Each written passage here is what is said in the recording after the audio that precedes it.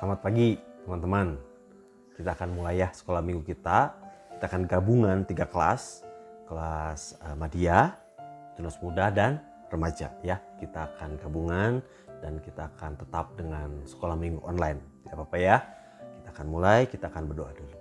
Bapa yang baik, terima kasih karena Engkau sudah begitu baik kepada kami. Engkau masih memberikan kesempatan buat kami bisa hidup sampai hari ini. Itu semua hanya karena kebaikan Tuhan. Itu semua hanya karena Tuhan ingin menunjukkan rencana yang besar buat setiap kami anak-anak Tuhan. Bahwa kami harus selalu punya kerinduan untuk belajar firman Tuhan. Tuhan, kami akan belajar sekolah minggu pada hari ini. Biarlah kiranya Roh Kudus Tuhan yang terus membimbing kami. Supaya kami bisa mengerti mengenai firman Tuhan pada sekolah minggu hari ini.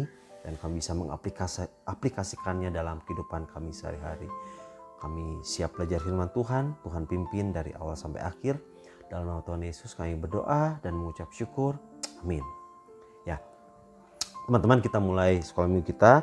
Nah, hari ini kita akan belajar dengan buku baru, yaitu dengan tema besarnya adalah menjadi saksi Kristus. Menjadi saksi Kristus ya. Nah, ini bukan lanjutan dari buku yang sebelumnya tentang kasih yang kemarin kita sudah beres. Tetapi ini adalah lanjutan dari yang tahun lalu. Lanjutan dari yang tahun lalu ya. Lanjutan yang lalu bahwa dulu tahun 2019 itu ada satu buku seri tahunan itu judulnya Mengikuti Teladan Kristus. Mengikuti Teladan Kristus. Ini saya ulang kepada murid-murid kelas saya bahwa bagaimana kita bisa mengikuti teladan Kristus. Ada 4P ya. Ada 4P. Kita harus ingat terus bahwa kok gimana sih kita bisa mengikuti teladan Kristus? 4P aja ingat. 1, kita harus mengikuti teladan Kristus dalam pikiran Kristus, di dalam perasaan Kristus, di dalam perkataan Kristus, dan di dalam perbuatan Kristus ya. 4P harus ingat selalu. Nah, kita akan terus berusaha mengikuti teladan Kristus. Nah, ini lanjutannya, dengan mengikuti teladan Kristus kita akan menjadi saksi Kristus. Nah, itu tema besar yang kedua ya. Nah, untuk hari ini judul pelajarannya adalah janji kuasa Roh Kudus dalam pengabaran Injil. Ya, janji kuasa Roh Kudus dalam pengabaran Injil, pelajaran pertama. Nah, ayatnya itu kita buka sama-sama yuk. Kita buka sama-sama di Lukas 24. Kalau di buku 49 sampai 53, tapi saya ingin mulai dari 46. Lukas 24 ayat 46 sampai 53 dan Kisah Para Rasul 1 ayat 8. Ya, sekali lagi Lukas 24 ayat 46 sampai 53 dan Kisah Para Rasul 1 ayat 8 ya. Kita lihat sama-sama yuk Alkitab kita. Saya akan bacakan, teman-teman simak semua ya. Teman-teman simak semua. Lukas 24 ayat 46 sampai 53. Begini bunyinya. Katanya kepada mereka, ada tertulis demikian bahwa Mesias harus menderita dan bangkit dari antara orang mati pada hari yang ketiga. Dan lagi dalam namanya berita tentang pertobatan dan pengampunan dosa harus disampaikan kepada segala bangsa mulai dari Yerusalem. Ayat 48, kamu adalah saksi dari semuanya ini.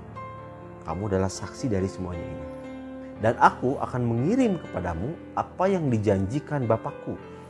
Tetapi kamu harus tinggal di dalam kota ini sampai kamu diperlengkapi dengan kekuasaan dari tempat tinggi. Lalu Yesus membawa mereka keluar kota sampai dekat Betania. Di situ ia mengangkat tangannya dan memberkati mereka. Dan ketika ia sedang memberkati mereka, ia berpisah dari mereka dan terangkat ke sorga. Mereka sujud menyembah kepadanya, lalu mereka pulang ke Yerusalem dengan sangat bersukacita. Mereka senantiasa berada di dalam bait Allah dan memuliakan Allah. Kisah Para Rasul 8, tetapi kamu akan menerima kuasa kalau Roh Kudus turun ke atas kamu. Dan kamu akan menjadi saksiku di Yerusalem dan di seluruh Yudea dan Samaria dan sampai ke ujung bumi. Nah, itu teman-teman perikop yang kita baca sama-sama dengan janji kuasa Roh Kudus dalam pengabaran Injil. Nah, apa sih maksudnya pelajaran ini? Kita akan baca sama-sama bahwa kita ini adalah saksi. Murid-murid itu Yesus itu adalah saksi dan kita sekarang pun adalah saksi.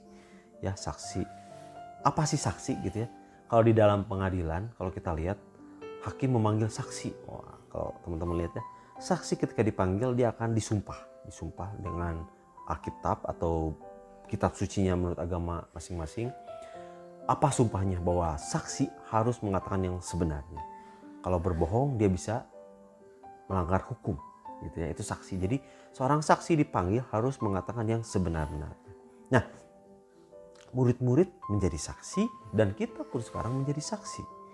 Saksi apa sih? Saksi akan suatu berita yang harus kita beritakan kepada orang lain, gitu ya. Berita apa yang harus kita beritakan kepada orang lain? Tidak lain dan tidak bukan adalah berita Injil, gitu ya. Injil. Nah, apa itu Injil? Injil itu adalah Yesus lahir, Yesus disalib, Yesus mati, Yesus bangkit, Yesus naik dan akan kembali lagi untuk kedatangan yang kedua kali. Itu Injil. Semua Injil berita tentang Yesus. Apa sih?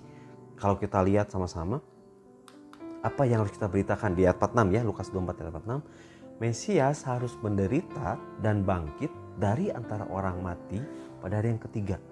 Dan lagi dalam namanya, dalam nama Yesus, berita tentang pertobatan dan pengampunan dosa harus disampaikan kepada segala bangsa. Ini perintah dari Tuhan Yesus bahwa berita tentang Yesus datang untuk membuat orang bertobat dan untuk mengampuni dosa harus disampaikan kepada segala bangsa. Siapa yang diberi perintah ini? Ya kita semua, kita adalah saksi. Nah itu berita Injilnya, kita harus diberitakan. Nah kenapa sih kita harus bisa menjadi saksi? Kenapa? Karena orang yang percaya kepada Yesus itu otomatis akan menjadi saksi. Gitu ya. Orang yang percaya kepada Yesus otomatis menjadi saksi. Nah, Yesus tahu, tapi gini yang menariknya adalah bahwa Yesus juga tahu bahwa kalau kita menjadi saksi nggak akan mampu. Dengan kekuatan sendiri Yesus tahu tidak akan mampu. Kenapa? Karena kita adalah masih manusia yang kadang-kadang dan suka berbuat dosa.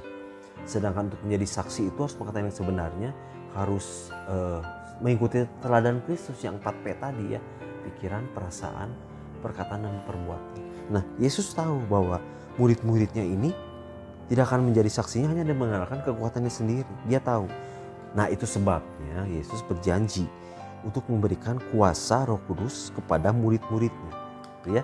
Itu adalah di ayat yang ke-49. Lukas 24 ayat 49. Yesus berkata begini, "Dan aku akan mengirim kepadamu apa yang dijanjikan Bapakku." Gitu ya. "Aku akan mengirim kepadamu apa yang dijanjikan Bapakku. Tetapi kamu harus tinggal di dalam kota ini sampai kamu diperlengkapi dengan kekuasaan dari tempat yang tinggi." Yesus akan menjanjikan Roh Kudus. Kisah para Rasul ayat 8, "Tetapi kamu akan menerima kuasa kalau Roh Kudus turun ke atas kamu. Dan kamu akan menjadi saksiku." Ini urutannya.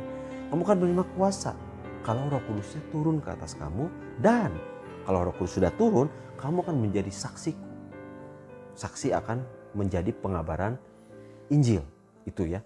Itu menjadi saksi. Jadi Yesus tahu kita tidak mungkin bisa mampu dengan kekuatan sendiri. Wah, saya akan menjadi saksi. Tuhan, saya mampu. Saya orang yang bisa ngomong. Saya orang yang baik. Saya orang yang aktif segala macam. Pasti gagal. Yesus tahu itu. Oleh karena itu makanya Yesus bilang, kamu diam dulu, tinggal dalam kota ini sampai kamu diperlengkapi dengan kekuasaan dari tempat yang tinggi. Gitu ya. Nah, makanya Yesus menjanjikan Roh Kudus. Kenapa? Supaya ketika kita menjadi saksi, Roh Kudus akan melengkapi kita. Akan meneguhkan kita, hei kamu adalah saksi Tuhan. Dan juga akan memberikan perlindungan kepada kita ketika kita menjadi orang-orang yang mengabarkan Injil. Nah itu janji dari Roh Kudus. Nah di ayat Kisah Para Rasul ayat 8 itu adalah dikatakan bahwa kamu akan menerima kuasa. Gitu ya. Kata kuasa di dalam Kisah Para Rasul ini dalam bahasa Yunaninya itu adalah dunamis. Dunamis. Yang artinya adalah sesuatu yang berdaya ledak atau sesuatu yang menggerakkan. Dunamis gitu ya. Jadi berdaya ledak besar, dinamo. Jadi kayak sesuatu yang tiba-tiba ini bisa menjadi sesuatu yang keluar yang besar sekali. Nah itu dunamis, berdaya ledak atau sesuatu menggerakkan. Artinya apa? Kalau kita bergerak sendiri tidak akan mampu. Oleh karena itu perlu adanya dunamis, adalah sesuatu yang menggerakkan kita untuk kita mampu menjadi saksi. Nah, yang menggerakkan adalah Roh Kudus, gitu ya. Jadi Roh Kudus adalah sesuatu yang menggerakkan kita, pribadi Allah yang menggerakkan kita untuk kita mampu menjadi saksinya Kristus. Makanya Yesus menjanjikan Roh Kudus. Itu yang luar biasa, karena tidak bisa kita menggerakkan diri kita mampu untuk menjadi saksi. Gitu ya. Nah, teman-teman, terus mengabarkan Injil apa ya? Mengabarkan Injil itu berarti memberitakan Yesus ya. Tadi saya sudah singgung. Nah, apa sih kok artinya mengabarkan Injil? Mengabarkan Injil itu kalau menurut saya pribadi itu ada dua macam. Mengabarkan Injil adalah bercerita, mengabarkan Injil bahwa kabar baik, Yesus sudah datang ke dunia ini untuk menebus kita. Itu kabar baik. Kita berceritakan, kita di dalam gereja ada yang berkhotbah, ada yang melayani, ada yang menjadi pemain musik, ada yang menjadi worship leader. Itu semua adalah bertugas mengabarkan Injil. Ada yang datang ke desa-desa, ada yang ke pelosok, ke orang-orang yang belum kenal, kamu udah percaya Yesus, itu mengabarkan Injil. Tapi kok gimana ya, kan saya masih sekolah, saya masih masih belajar, kadang-kadang di rumah harus ngomong gimana, kok saya selalu bawa Alkitab atau gimana segala macam, semua saya kenalin, semua saya ceritain gitu. Itu bisa, tetapi kadang-kadang ada juga mengabarkan Injil itu bisa juga dengan keteladanan 4P tadi yang sehari-hari. Orang bisa melihat bahwa loh, ini kok anak kecil ya, anak madya, anak tunas muda, anak remaja yang biasanya kok ikut-ikutan yang gak baik, pikirannya kok kotor, pikirannya kok jahat, ini kok beda. Terus perasaannya melihat orang lain pengennya menyakiti, ini kok perasaannya penuh kasih. Perkataannya juga kok ini orang Kristen perkataannya kok kasar ya, kok kotor ya, kok jorok ya. Tapi kok orang Kristen yang ini kok beda ya, anak-anak sekolah minggu, kelas madya, kelas tunas muda, kelas remaja kok perkataannya baik ya, dan perbuatannya itu baik gitu. Nah, mereka melihat 4P-nya dari mana ya mereka ini anak sekolah minggu ini. Oh, ternyata mereka itu bisa berpikir, berperasaan, berkata dan berbuat itu ternyata mereka mengikuti teladan Kristus yang di dalam Alkitab. Nah, itu pun adalah salah satu cara untuk kita bisa mengabarkan Injil. Teman-teman bisa melihat, oh ternyata Yesus itu betul ya, Yesus punya kuasa ya. Nah, itu teman-teman salah satu cara buat kita mengabarkan Injil adalah kita praktek terus 4P gitu ya.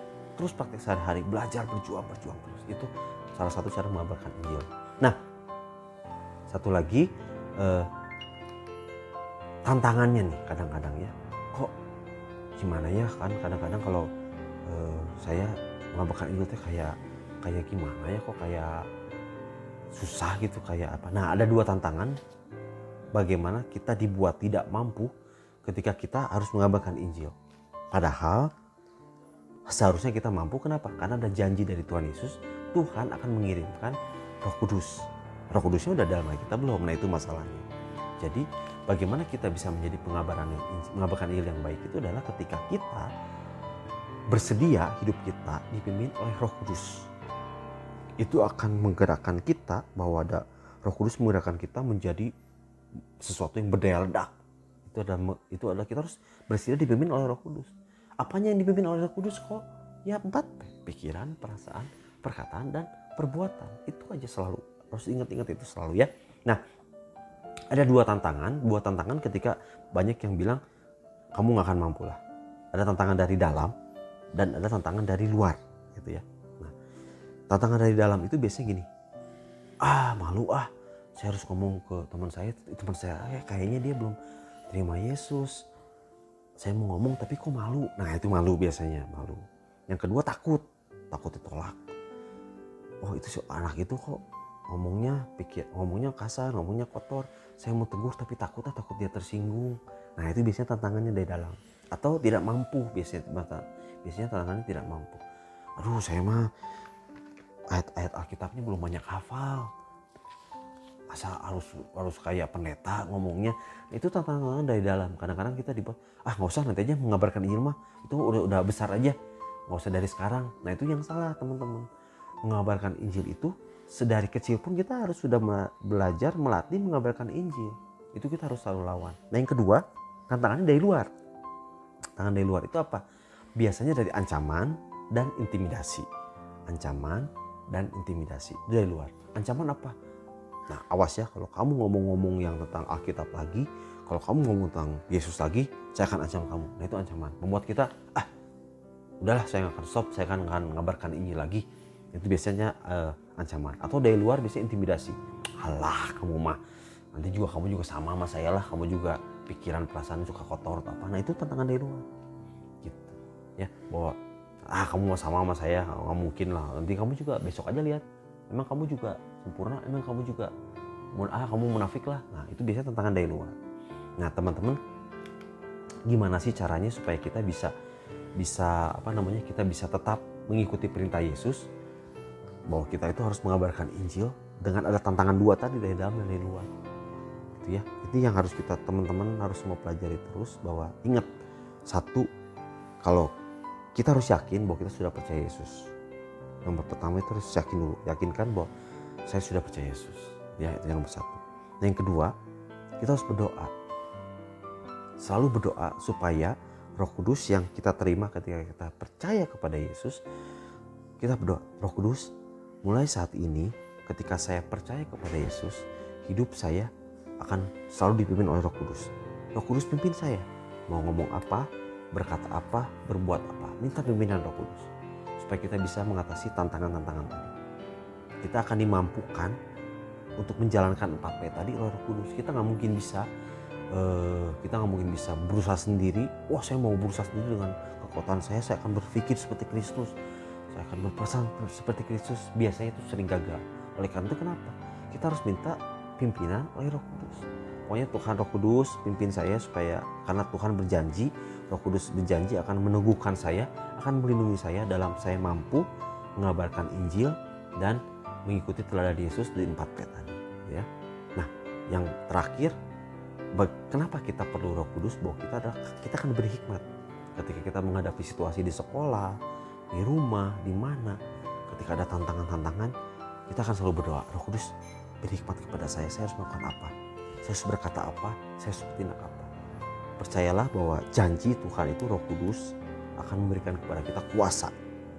Kita akan kuasa untuk kita bisa mengabarkan Injil, untuk kita bisa menjadi saksi Kristus. Gitu ya teman-teman ya.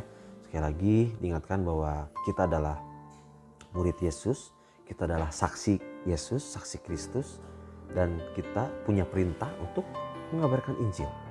Mengabarkan Injil, bagaimana caranya? Memberitakan Injil dan juga bisa dengan mengikuti teladan Kristus. Apa teladan Kristus? 4P. Pikiran, perasaan, perkataan, dan perbuatan. Gitu ya. Yang ketiga dan terakhir, bahwa kita harus selalu berusaha dipimpin oleh Roh Kudus. Roh Kudusnya sudah ada, kita minta dipimpin supaya Roh Kudus yang menggerakkan kita dalam mengabarkan Injil dan memberi kita hikmat dalam mengabarkan Injil. Itu teman-teman, jadi teman-teman siap selalu berusaha, kita akan mengabarkan Injil ya. Nah sekarang kita akan selesaikan, nanti sudah kita berdoa. Kalau masih ada waktu di perkelas, silakan diskusi sama-sama lewat aplikasi apapun, diskusi sama-sama, ada pertanyaan, tanya sama guru masing-masing ya. Yuk kita tutup dengan doa, kita sama-sama berdoa. Tuhan yang baik, terima kasih Tuhan karena Engkau sudah menyelamatkan kami, Engkau sudah menebus kami dari dosa-dosa kami, dan Engkau rindu kami semua bertobat dan mengikuti teladan Kristus dalam pikiran, perasaan, perkataan, dan perbuatan. Tuhan terima kasih juga karena Engkau tahu kami tidak mampu melakukan semuanya itu. Kami tidak mampu menjadi saksi dengan kekuatan kami sendiri, tapi Engkau memberikan Roh Kudus-Mu, menjanjikan Roh Kudus sebagai roh yang membuat kami bisa bergerak sesuai dengan apa yang Tuhan mau. Tuhan, meskipun kami masih muda, madya, tunas muda, remaja, tapi kami yakin dan percaya bahwa kesempatan dan kasih karunia Tuhan buat kami pun sama dengan orang-orang besar, sama dengan orang-orang yang sudah dewasa, bahwa kami pun diberi kesempatan untuk bisa menjadi pelayan-pelayan Tuhan dalam mengabarkan Injil.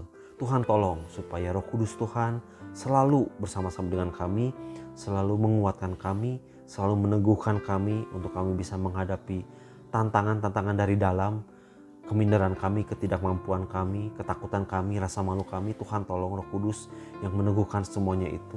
Dan juga tantangan dari luar, ancaman dan intimidasi, Roh Kudus akan memberikan peneguhan dan perlindungan kepada kami, sehingga kami sebagai anak-anak muda, anak-anak yang masih remaja, kami menjadi anak-anak yang takut Tuhan, anak-anak yang selalu berusaha mengikuti teladan Kristus kemanapun kami belajar, kemanapun kami sekolah, kemanapun kami dalam keluarga, kemanapun kami dalam bermain.